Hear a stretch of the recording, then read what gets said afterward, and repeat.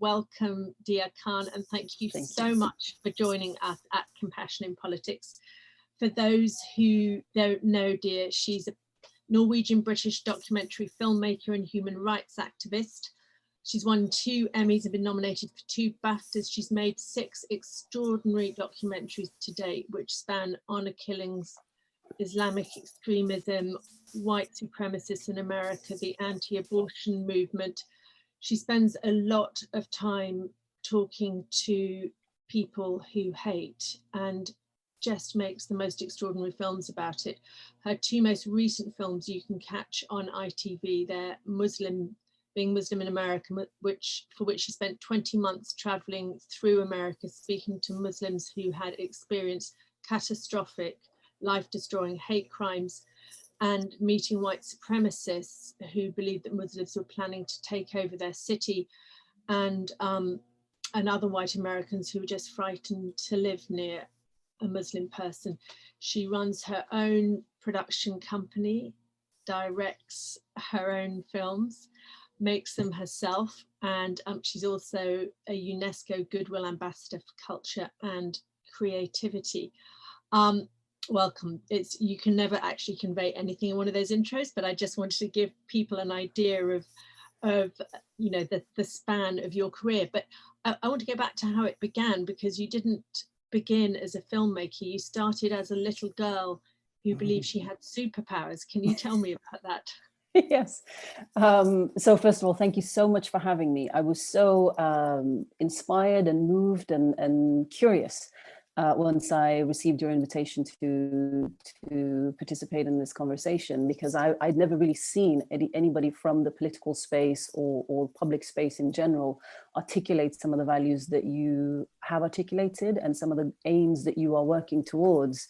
It's sort of, I just found so many connections with what I tend to sort of rant on about in terms of how we need more inclusivity, how we need, to work against fear and hatred and divisions. Anyway, so I'm really grateful to get to have this conversation. But in terms of your question, so I was born and raised in Oslo, Norway, the daughter of immigrants. And as I was growing up, I was sort of the dark child amongst in sort of the land of the blonde and blue-eyed children. And I used to think that was a good thing. I used to think that was my strength. It was my strength that I had the capacity to sit with, my grandfather, who'd come from a tiny village in Pakistan, who barely spoke Norwegian, was one of the first Muslim immigrants to arrive in Norway. That I could sit with him, I could hear his stories, I could hear about his experiences and his conversations, and find myself completely a part of them. And I could feel and smell and really feel that I belong in his story to some extent. And then I would go outside and I could play with my friends who, we were growing up with, music videos and, all kinds of American, British TV shows and pop culture and all of that. And I found myself completely able to sort of inhabit that world as well. I felt I could completely relate, I could completely empathize and connect with their experience and share that experience. And so in some odd sort of way, I used to think that I was maybe a kind of bridge because I could understand all different sides, maybe if it was ever needed, I could help also translate what it feels like to be in these different worlds, because I was in all of them. And so I used to think that was my superpower. It was my superpower that I could be a part of multiple different groups of people, multiple different experiences, and find myself belonging and find myself sort of claiming all of these different experiences. But as I grew older, sort of society and people out there taught me very quickly that in fact that wasn't a superpower. It was actually a limitation. People made me feel as if being different is a bad thing.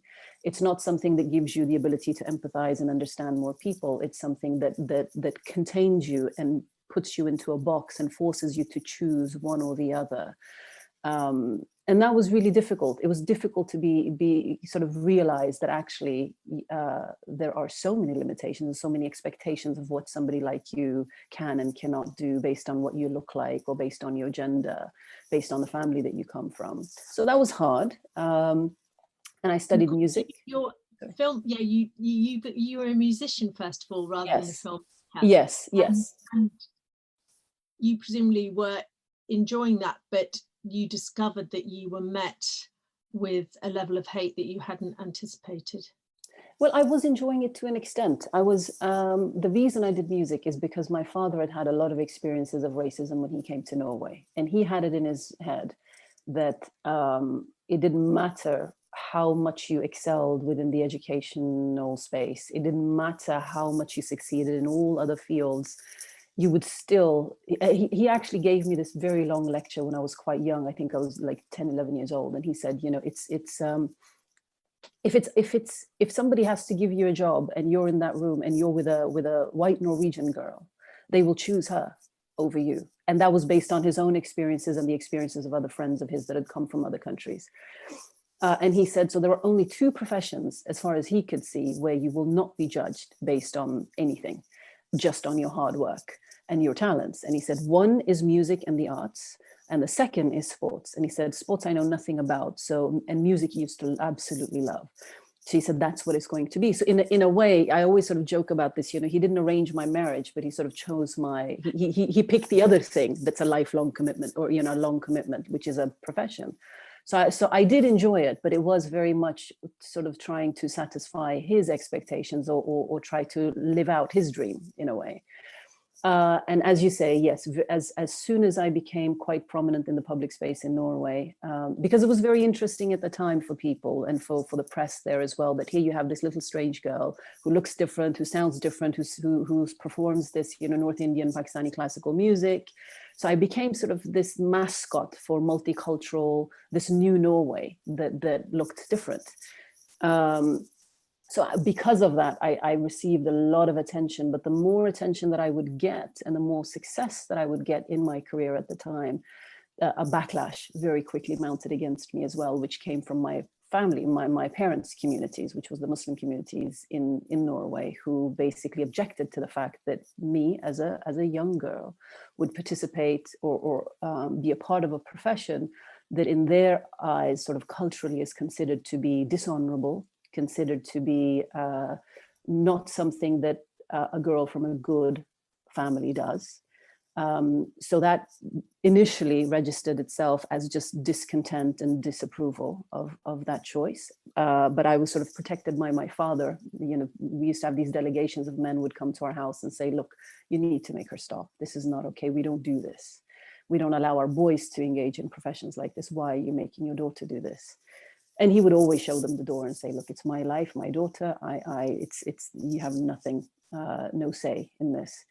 But eventually, you know, it went from that to people starting to harass us, people starting to threaten us.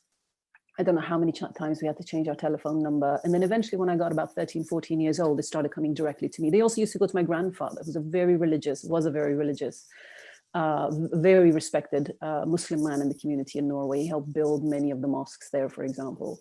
And they would go to him as well and go, look, your granddaughter is bringing dishonor on you and the entire family. You know, this is not an acceptable profession. And, you know, obviously he couldn't talk to my father about it because my father wouldn't listen. But then it started coming towards me, and I was targeted, I was harassed, had people pull knives on me, had people spit in my face, had people threaten me. Explained to me all the various ways I was going to get killed and raped, and my stomach was going to be cut open, and so that more whores like me wouldn't be born. So it became more and more intense, to the point when I was 17 years old. It got so bad that I ended up and my father started finally wobbling as well, and finding himself in a very difficult corner. And my mother sat me down and she said, look, we can no longer protect you. Do you understand that? And I said, yes, I do. And she said, so you're going to have to go. And I said, yes. And I remember calling calling, and not internet at the time, calling and basically buying a one-way ticket to London, because I'd been to London when I was 12 years old. And it was the first time in my life that I'd been to a place where I saw people like me walking around the streets. I saw people like me even reading the news. I saw people like me, the food that my parents eat was being eaten by British people. And I just found that to be such an alien, such an amazing thing. I'd only ever heard people make fun of it and say that it was disgusting food and it was smelly and all of that. So it was one of the first times that I felt maybe I'm home, maybe I am somewhere where you can be different and that's okay.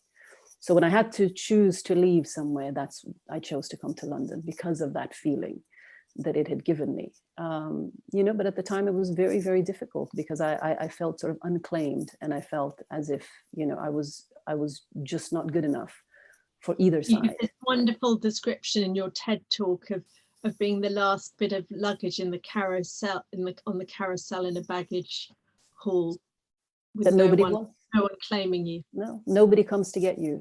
Nobody wants you. You don't belong to anybody. It just keeps going round and round and round and round, and it's just on its own. And it was very lonely at the time. It was very, very difficult.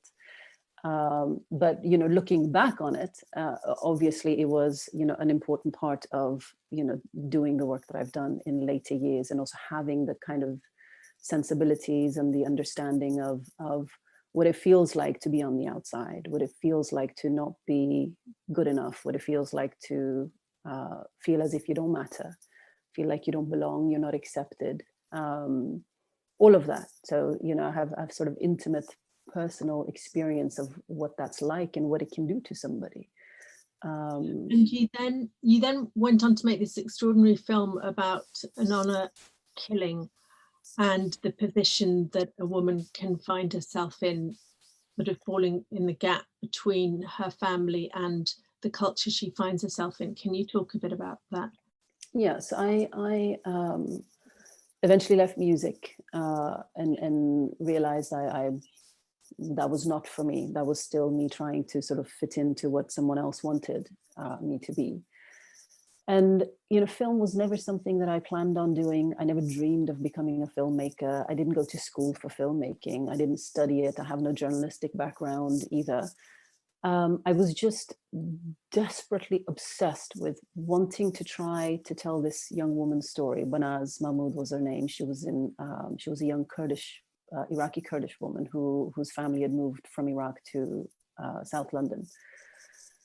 And the reason I wanted to tell her story is because I felt that in these gaps of misunderstanding and lack of involvement in each other's lives, the lack of curiosity, the lack of caring about each other, the consequences of that can be deadly. And being that person who myself felt unclaimed by my country and unclaimed by my family's community, sort of who are you left with? And my experience of that was very limited and very small and very mild, obviously. But if you take that same experience and that same sort of rejection and the same kind of betrayal in a way that a lot of young people find themselves in at the receiving end of, if you play that all the way out, Banaz is what happens. She was put into a marriage at the age of 17, which was a brutally violent marriage, which she tried to leave. Her family didn't allow her to leave because it would bring shame and dishonor on the family. So they told her to go and try harder. She did try harder, but eventually wasn't able to continue. She leaves the marriage, and in the process of trying to rebuild her life, she falls in love and finds, her own heart and the way that she wants to live her life. And the community, her parents' community, found out and made a decision that she had to be killed. And she was raped, she was strangled, she was naked, stuffed into a suitcase, and buried 6 feet under an abandoned house in Birmingham. And the added sort of tragedy of her story is that she had gone to the Met Police 5 times asking for help. So to me, and why were the police so reluctant to intervene, particularly in a case like that? I think some of them didn't understand what was going on. I think some of them didn't want to understand what was going on, and I think some of them didn't believe her, didn't believe that something that a woman can be on the receiving end of that type of danger just because she fell in love with somebody and was seen kissing this young man. And I think also there is a tendency within our society where, when it comes to minority cultures and minority communities, I think police and a lot of other sort of institutions, I think, find them in the name of being sensitive towards other cultures. I think they also end up intentionally or unintentionally turning a blind eye to abuses that might go on within that community, as if to say that somehow those abuses are special, or that those abuses don't deserve justice or intervention or some sort of action, which to me actually is racist. You know, a lot of people say that, oh, you know, we don't want to be involved in that because, you know, we're not racist, you know, we're very tolerant people, we're very accepting, we're very, you know, we're very good and kind and all of that. And to me, actually, that's just not true, because in that resistance to be involved, you're showing that you don't care about that community. You don't care about the members of that community. You don't care about the women and the children, and also the men who might be suffering in that community. So to me, that actually is racism. So I think that's part of the reason why people don't become involved. And again, so what's the consequence of that? Is that woman, she lost her life. And so the reason I wanted to tell her story is I wanted people to understand what it feels like to be a young woman like that, what it does to a young woman like that when all of us abandon our responsibility to be there for each other and to be there for somebody who's openly, overtly asking for help, and we're just pretending like we can't hear it. And I wanted people to take ownership, I guess. And I also, you know, her story was not a new story. I mean, her story has been told in British media for a very long time. And I also found that very frustrating, how her story had been told. I felt like it was very sort of shock and awe. It was very sensationalist. It was focused on the brutality and the men. And I felt as if though she was becoming erased from her own story, even in the retelling of it. Or objectified. Yeah, in the exactly. Yeah, and also I felt like, you know, her story was also sort of politically utilized in a sort of in a way of trying to say, oh, see what these people are like. See, this is why we don't want immigrants here. This is why we don't want those people here. So, you know, rather than treating her as a human being, she becomes sort of this tool for deepening divisions and fears between people. And so I wanted to tell her story with love. I wanted to tell her story with respect. I wanted to restore dignity to her story and how it's spoken about. And I wanted to put her front and center. And also the remarkable thing about her story that I found is really touching was after she'd passed away, after she was killed, a policewoman did become involved in investigating her murder, and her name is Caroline Good. And that woman, I interviewed her during, while I was researching the film, and I was filming it. And, you know, she gave me this very sort of, I would say it like a very police type interview, a very wooden interview on camera. And then I packed everything up and turned it off. And then I said, look, why did you? Because this woman secured the first ever extradition from Iraq. She went to the ends of the earth to bring back Banaz's murderers. And she didn't just stop once she got, you know, the dad or the uncle. She went for all of them and just did not rest. And I asked her as she was walking out of the room, and I said, look, why did you work so hard for her? I said, you could have taken your medal, your pat on the back, and just closed the case, because nobody was pushing you on the family side. Nobody was seeking justice for Banaz, so why do you care? And she just murmured under her breath. She said, well, you know, because I love her. And I always get goosebumps when I think about this. And I said, why do you say that? I said, how can you love somebody you've never met, who you don't know? And she said, because everyone should be loved. And she should have been loved. And just because the people who should have loved her didn't, doesn't mean that I shouldn't. And she said, so I do. And that's the moment I realized that this is the story that I want to tell, because there are many other honor killings that have happened unfortunately in the UK, and people have always asked me, oh, you know, did you do this one because it's particularly brutal or particularly vicious? I said, no, they're all brutal, they're all really violent and awful, but this one contained within it all the failures of us as a society and our systems as a society, and it also contains within it the solutions, which is we have to care. If we care about each other, this woman, this police officer, so desperately caring about this young woman she's never met, brought justice to her and set a new standard for how you investigate these cases. That's what you need. And the entire making of the film also ended up, I had no money to make the film. It took me 4 years to make it. And I'd never made a film before either, you know, and everybody that became involved in it initially would just do it as a favor to me, and then stayed working on the film and saw it all the way through the end because of their love also for Banaz and wanting to do right by her story, wanting to do right by her. You know, and then the film going on to have the kind of success that it had was never expected. And I remember just choking up when it was nominated for the Emmys, and I remember going there with my brother. We couldn't afford to even go there. Got a Norwegian newspaper to pay for our flights, but I'm sitting there, and they play this clip of Banaz speaking and telling a police officer how she feels at risk and how she really needs help, and is asking her, what can you do for me?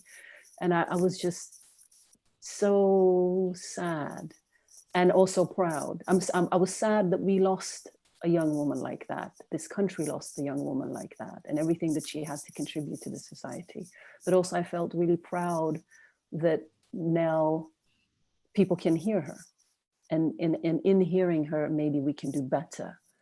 Hopefully we can do better. You know, but caring is the solution. It just is.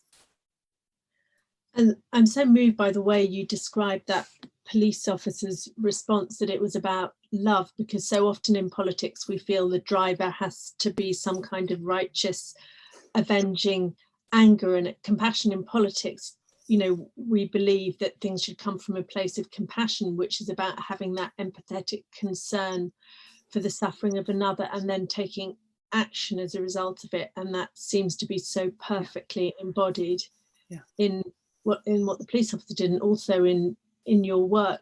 And you then, after that film, went on to look at the problem of your generation, or a young generation who falls between the culture they find themselves in and the culture that they were brought up in, and how that can feed extremism. Can you cast any light for us in terms of understanding that the law and the pull towards extremism?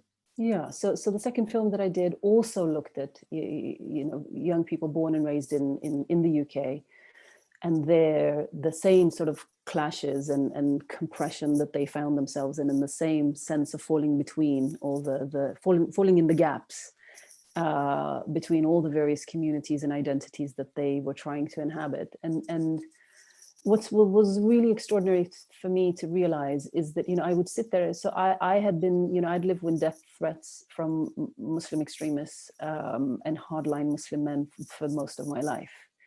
And so I have my own baggage sort of against them and very strong feelings against them when I was making the film. But I did make a conscious decision that I was going to leave that at the door, and I was going to listen, because I wanted to try and understand what it is that drives men like that and young men like that to become involved in movements and behaviors like that.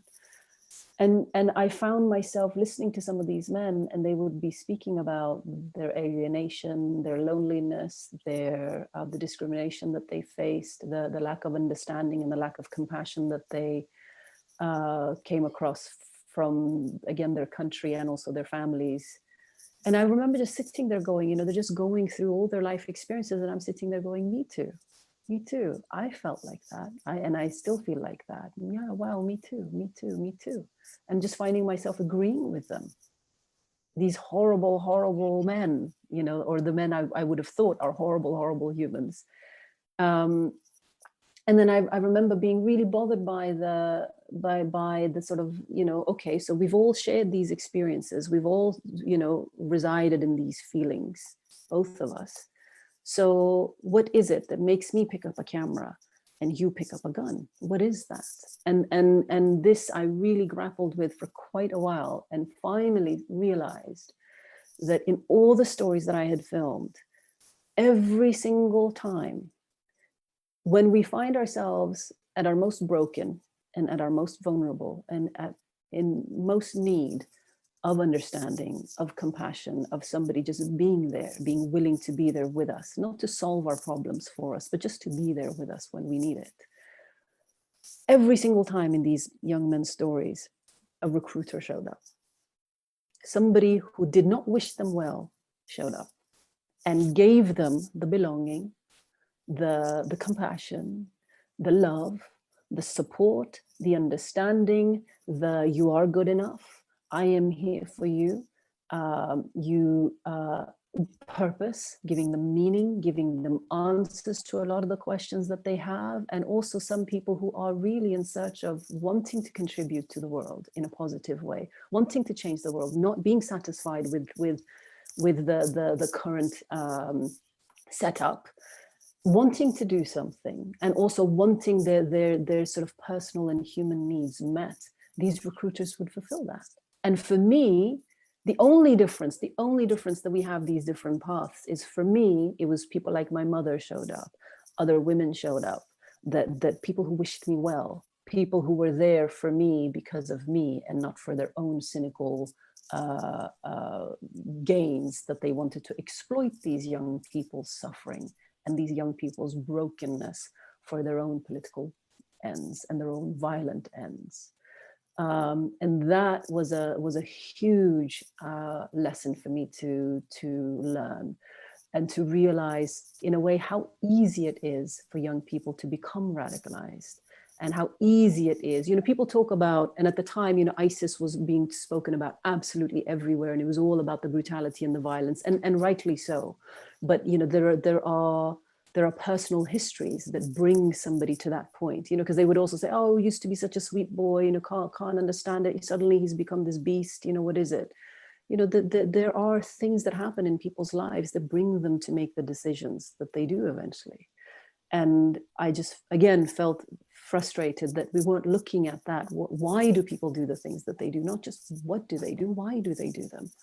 And realizing the fact that most of them, of course, religion and politics and all the sort of superficial sort of layers were there. But I found those to be the window dressing and sort of almost the armor and the justification for all the other human needs that were not being met. And so it was stunning to me to realize how easy it is to become radicalized and drawn into these movements by these recruiters. And also people find this really counterintuitive, because they think a lot of these men join these movements because they want to cut off somebody's head. And it's not. It is the love for that recruiter. It is the loyalty and the caring and the intimate relationship and bond, human connection that they've managed to build with them, the trust that they've managed to build with them, that drives them. I remember, I'm filmed with a very prominent sort of jihadi leader in the UK who's since renounced his views. When I was speaking to a lot of his former followers, even though they've changed they've completely changed, they would still, when they were thinking back on it, they thought about him and that time in their life with such kind of warmth. And they would say, he cared about me. He used to ask me questions and he would listen to my problems. He would listen to me and he would make sure I got home okay. I could talk to him about anything. And so that love primed them to do anything he wanted. And I found myself in a very bizarre sort of circumstance like that as well. I was spending time with this young Muslim girl who had gone through a lot of very, very hard problems in her life, a lot of abuse and a lot of violence. And we're taking this train down to London, and I was explaining this film to her, and I said, and then these guys, they're willing to kill for this recruiter, and my goodness, this is just extraordinary, and how can this happen, and how does all this, and how can this man then exploit those feelings and turn them towards violence? And she looks me dead in the face, and she said, I would do that. And I just went, what do you mean you would do that? She said, I would do that for you. She said, I would go to Syria for you. I would go and do anything for you. And why? What have I done for her? I hadn't even known her for very long. I listened to her, been there for her, given her a hug, held her hand, allowed her to be herself, and that's it. That's it. And this young woman in London was willing to do anything for that. So it's that easy and it's that difficult, because then also returning from movements of hate and from violence is also that easy. And we don't think of it that way, but it really is. Why is it? To me, that film taught me that we as a society are not providing our young people with all of that, with the meaning, with the significance, with the belonging, with the acceptance. You matter, I see you. And I don't just see you when you commit violence, I see you when you're hurt. I see you when you actually need me. That's when I see you, and that's when I will show up for you. I won't just beat the drum for you once you've gone and done something awful. You know, people who feel invisible, people who feel unheard, people who feel they don't matter, suddenly they commit this awful, awful violence, and everybody suddenly cares about who they are. Everybody cares about them. Everybody wants to know. Even the most powerful men on the planet are having to deal with you and are talking about you. That must feel very intoxicating and very powerful for a young person who felt completely invisible before. So that says something about us as a society as much as it says something about these young men. And I'm not removing their responsibility. Obviously, they are participating in what they're participating in, and that's theirs to carry.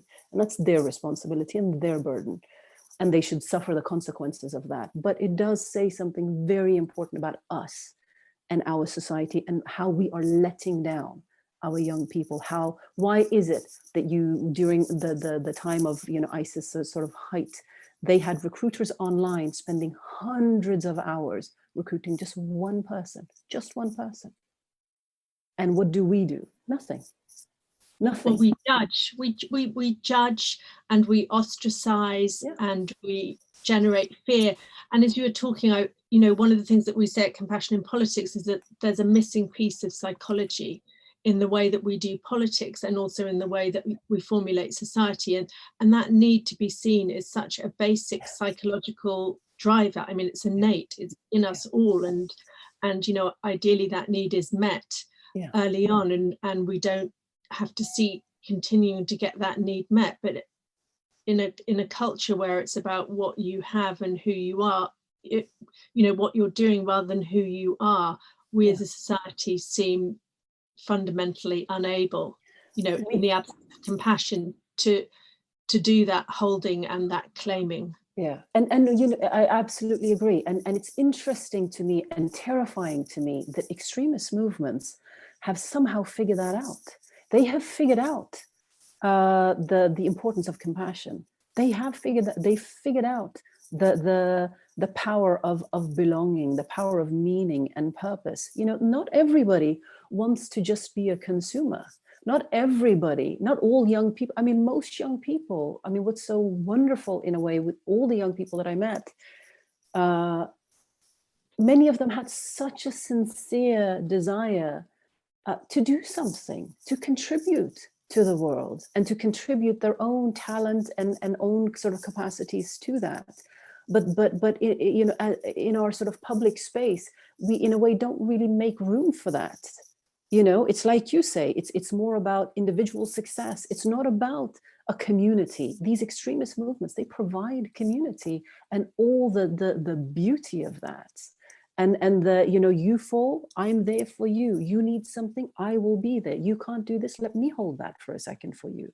You know, and again, we don't do that. We've become so individualistic, and it's become so rooted in greed and so rooted in individual success at the expense of all those incredibly powerful, important structures that we all crave. We all crave, and we all find it. We all look for it, and we all find it in different ways. And so many of our young people struggle to find it in a healthy way. So they, yeah, find themselves drawn to or pulled by, actively targeted by people who don't wish them well. You know, I've found, you know, people say to me, oh, you know, terrorists and the Muslims, and it must be Islam, and it must be this, and it must be. I have filmed Muslim terrorists. I have filmed Christian evangelical fundamentalists. I have filmed with white supremacists. I have filmed with gang members. I have filmed, you name it. I have filmed with all variety of extremist violent movements. And all of them are the same. All of them are the same. The recruiters' tactics are the same. The needs and the sort of makeup of the guy or girl that is drawn to it is pretty much the same. And yet we're, you know, sitting here scratching our heads, looking at completely the wrong layers of what we need to look at, you know. And it's they're all cynically exploiting this vacuum that exists in our culture and this vacuum that exists in our politics as well. They have figured it out. That's why it's so alluring. That's why it's so incredible, because they satisfy all of that. All of that. And you're doing something righteous, something bigger than yourself. And to a lesser extent, we have consumerism attracting other members away from themselves because they get a sense of identity and belonging, and the growth of tribalism to really replace those basic needs that society should ideally be meeting, of belonging, of identity, of safety, of being witnessed and seen. If we move now to your work in the States, I just, I watched you on camera, and please do look up the 2 films that are on ITV just for a few more days if you haven't seen them. And being abused outside an abortion clinic and being told that you deserve to be raped. How do you personally deal with that level of hate? And what's the emotional response that it evokes in you? So I've been on the receiving end of a lot of aggression from men like that for quite some time now. And I used to be afraid of it, but I also sort of got to a point in life where I had to make an active decision that either you live life in fear, or you decide to live your life the way that you choose to live it. And perhaps even for me anyway, it was important to go one step further, which is to try and engage with people like that and not let them get away with just their sort of chest beating and loud noise, but actually go and sit with them and see if we can do what we're doing right now, which is actually speaking with each other and actually listening. So, when people target me in that way, it is very difficult, and it is, it's at times terrifying. It's at times infuriating. I remember when I did the previous film, the one that sort of set off these 2 films, which when I ended up documenting the violence at Charlottesville and the rising sort of white supremacist, the public visibility of them and loudness of them under Trump's rule, I did find myself at a compound right after Charlottesville. I remember this one guy saying, "Oh, you can come to this event that we're having afterwards, and you're welcome to film. You're perfectly fine. They've all agreed it's going to be fine." And I remember going there just with one colleague of mine. It's always just the 2 of us. And we're driving up these dirt roads up in the mountains of Virginia, and we'll finally get there. And I'm getting ready to pick out the camera, and my colleague goes, "Just wait a second. Let's just walk down. Let's just see what this is, and we can come back." And I was like, no, it's fine. He said we can film. It's fine. We can do this. He's like, no, if we'll come back. It's fine. The car's just here. We'll come back. And I said, okay, fine. So I just have my mobile phone. And we both walk down, and we're not even taking 5 steps. A group of guys are gathering at the very bottom of it. Many of them have bruises. They have their tops off. They're carrying weapons that belong on a battlefield. Some of them have beers, and they're screaming and shouting, "You effing this, you effing that. Who are you? Who the F are you? Put your effing hands up." Rah, rah, rah. And they're just coming at me. And I've finally got my hands up, got my phone. "Are you recording? Are you?" I'm going, "No, I'm not. It's just the phone." Finally make our way down. They separate myself and my colleague. And they're shouting at me and going, "What kind of a Muslim are you?" And I remember going, "What does that have to do with anything?" But okay. And the guy that was with us, suddenly he disappears as well. And I'm going, oh dear, this is it. This is how it's going to go, because they're just getting more and more aggressive. And and one guy walks up to my face this close, and he's smoking cigarettes, and he blows smoke in my face. And he goes, "Are you effing pregnant?" And I look him dead in the eyes, and I said, "No, I am not." And I was. I was very pregnant, actually, throughout the whole filming. But I'd also heard men like that when I was filming with them at Charlottesville, talking about their fantasies of kicking a pregnant black or brown bee, in the stomach, so they could abort right there and then, and so they could see it come out. And that women, brown and black women, should be forcibly sterilized, and all of this. Anyway, so I was like, no, I'm not going to let this happen right now. But at that moment, I did think, this is it, because I was looking at my mobile phone, and suddenly I see no signal. And I hadn't told ITV. And even Tom doesn't like me talking about this, but you know, I hadn't told him where I was. I hadn't told ITV. I hadn't told even my colleagues back in the UK where I was. And I remember thinking, this is it. This is how it ends. They're going to put a bullet in my head. They're going to put me 6 feet under, and no one's going to find me because nobody knows where I am. So moments like that are horrifying and terrifying. Eventually, the guy that was with us, he managed to negotiate with this group and get us both out. And then actually, when I did get back to the motel, I did instantly write my colleague and I said, hey, look, if you don't hear from me every couple of days, then here's my mother's phone number, here's my brother's phone number, and you let them know that something's not okay. But, you know, in the making of that film and also the two following films, you know, it's, for me, it's those things happen and those are terrifying experiences, but that's not in a way why I'm there. I'm there to try and see, can we engage with each other? Because, and in moments like that, you can't, because everybody's sort of so riled up and they're together, they're in a group. I need them one-on-one, because that's when they give themselves more space also just to be themselves. And they don't do that with other men around. So my entire kind of focus has been to try to see if we can speak across our differences. If that's doable. And so even with the men who were shouting at me in this last film about abortion, you know, and telling me I should be raped and all of that, I actually lost it for a second, which is very, very, very unlike me. I always pride myself on having, you know, very low blood pressure.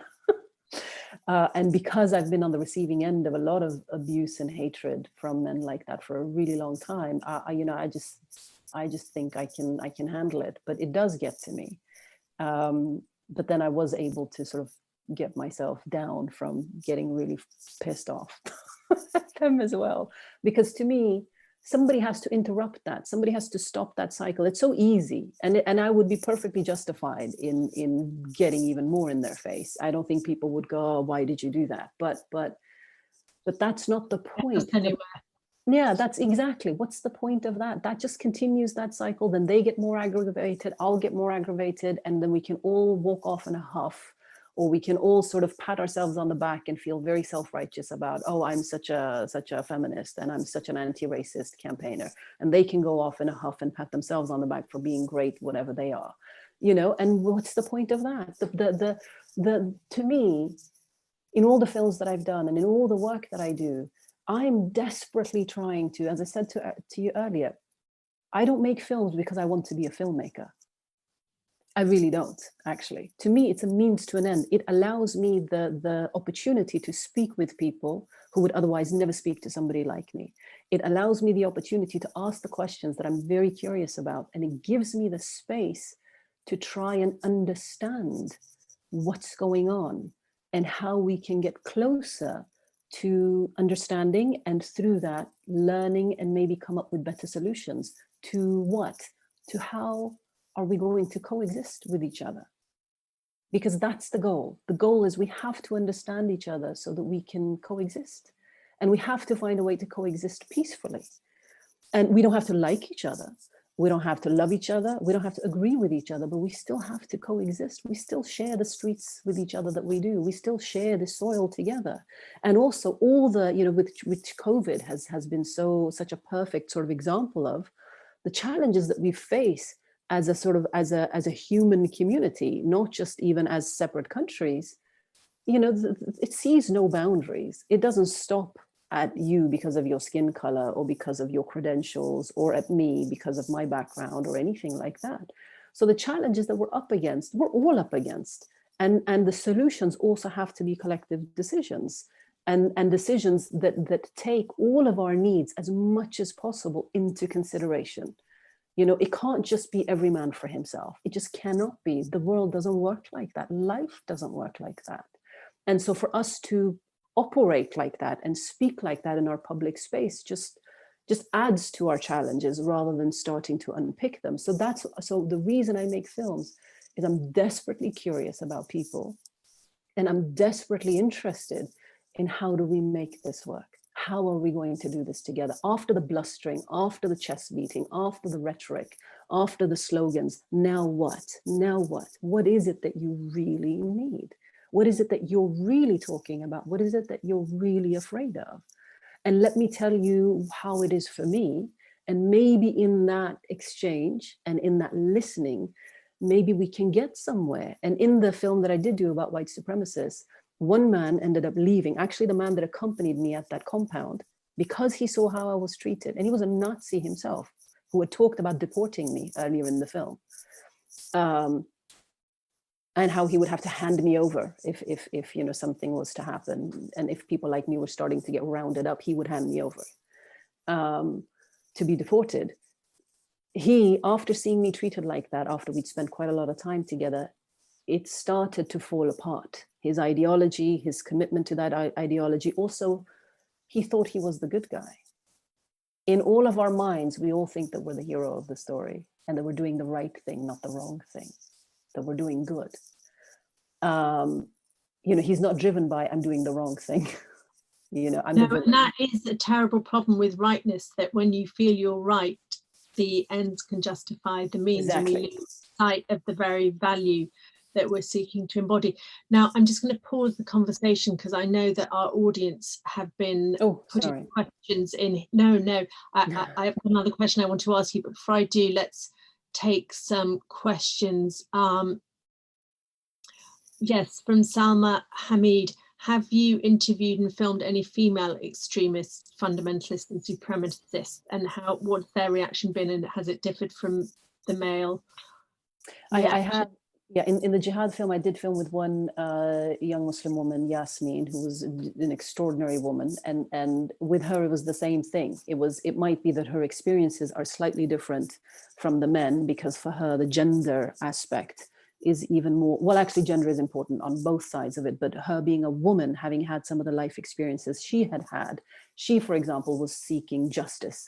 She had been abused and violated as a young woman and as a girl, and her perpetrator was never brought to justice. So she had a lot of that she wanted changed. So she wanted to see justice done, a ruthless, harsh justice done.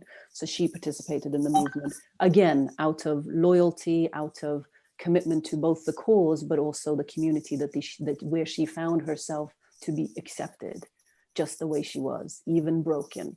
But she also had power and agency, she felt, to now do something about it, to become the aggressor and not just a victim.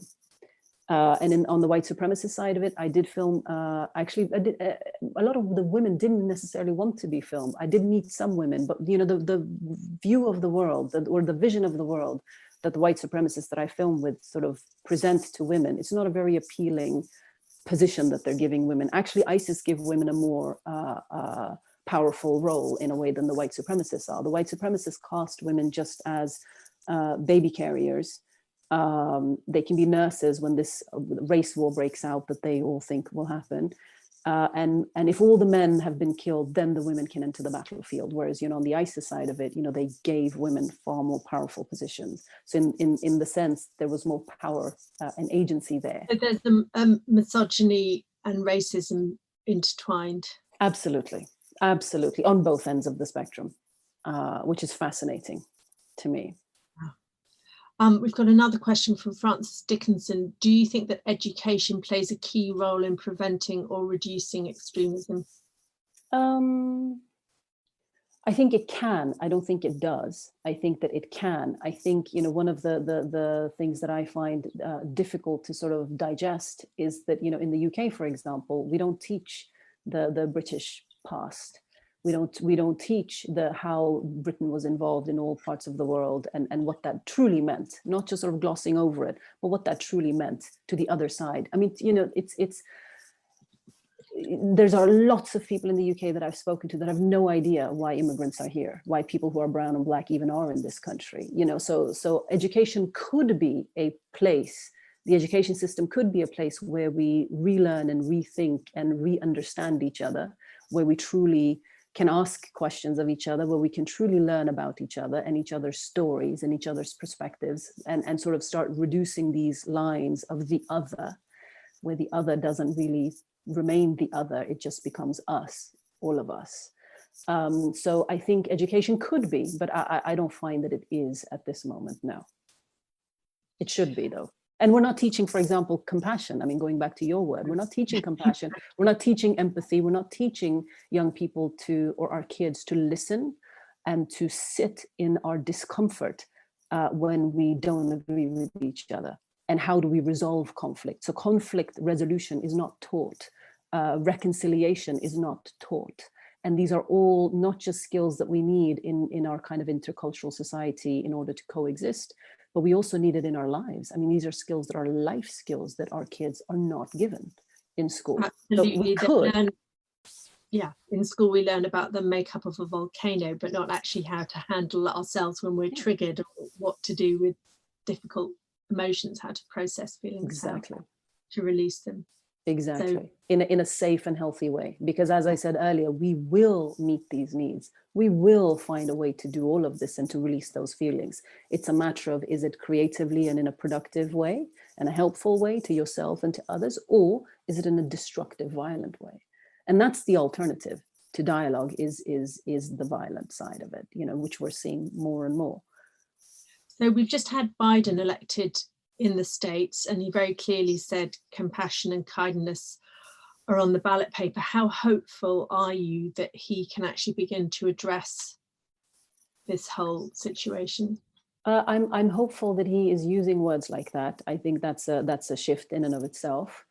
But I do think that it is easier said than done. I mean, the reality, as much as I'm very pleased that we won't have to see Trump every day, 70 million people still voted for him. That's a lot of people. And so, when it comes to reuniting that country that is so profoundly fractured, he's going to have to somehow speak to the hearts of those 70 million people as well. When we talk about inclusion is not including people who look like me only, or people of different, sexual orientations or different, faith backgrounds. It also means including those people that find themselves either disenfranchised or put upon or on the outside or marginalized, or whatever it is that they feel, and however legitimate their feelings are or aren't, they're real feelings to them. That's what they experience and truly feel. And I think they are going to have to be addressed and spoken to, but they're going to have to be addressed and spoken to with their dignity intact, and not in a humiliating way, which is how they've been addressed in the past. And I think if that is not done, I think if that space for reconciliation and dialogue is not done, reaching across differences, across political positions, then I think in 4 years from now, or at the longest 8 years from now, there will be another Trump figure that will appear and will absolutely speak to the hearts of those people, and will possibly not be as narcissistic and as the kind of type that Donald Trump is, but might be far more dangerous, and might actually know what he's doing, and might actually know how to truly unleash the fears and the divisions and kind of the darker impulses that we all have, to speak to that and unleash it properly. I mean, Trump has opened something. He's opened the floodgates to something. And somebody else can come and really exploit that in a very dangerous way. And this is not just true in America. We're seeing those very same tendencies wash over Europe and wash over this country as well. And I think, it's why it's absolutely key that we resist the politics of fear and division and hatred and of othering, and instead move towards a politics of inclusion, move towards a politics of solidarity, where we build solidarity across our differences and across communities.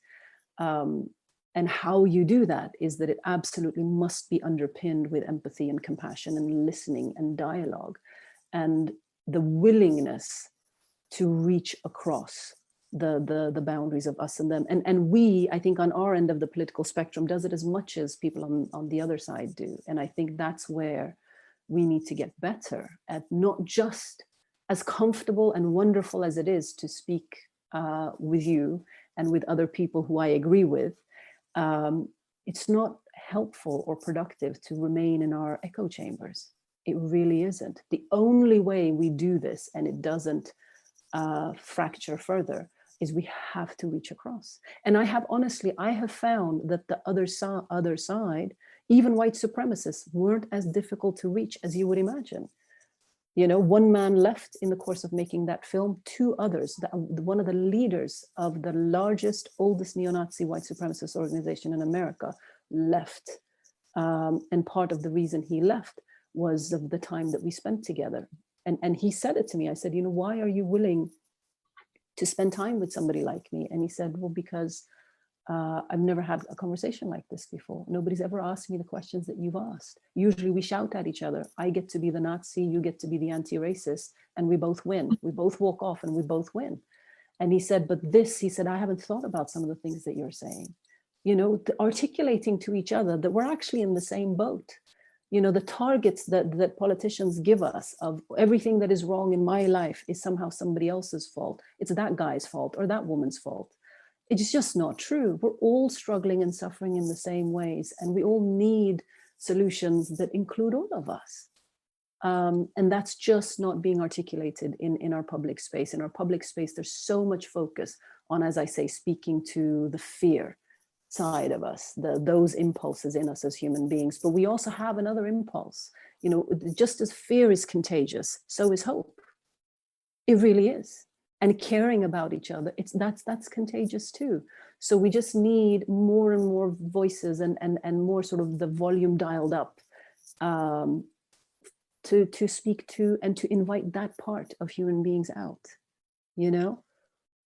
Well, thank you so much. That's a wonderful point to end on. And that's, you know, exactly what our mission at Compassion in Politics is, to form those connections and to remember that we have so much more in common than sets us apart. So if you haven't yet watched Deeyah's films, please watch them. I'm so excited about what you're going to do next. If you haven't signed up to Compassion in Politics yet, and you would like to be part of this movement to try and occupy that unoccupied space where we bring empathy and compassion into the way that we live and the way we do politics, please do. You can do it at our website, compassioninpolitics.com. We have recorded this interview and it will be on our website as soon as we've turned it around, probably in a day or two. But thank you all for being here, and thank you so much, Deeyah. What a wonderful conversation. Thank you so much for having me. Thank you for doing the work that you're doing.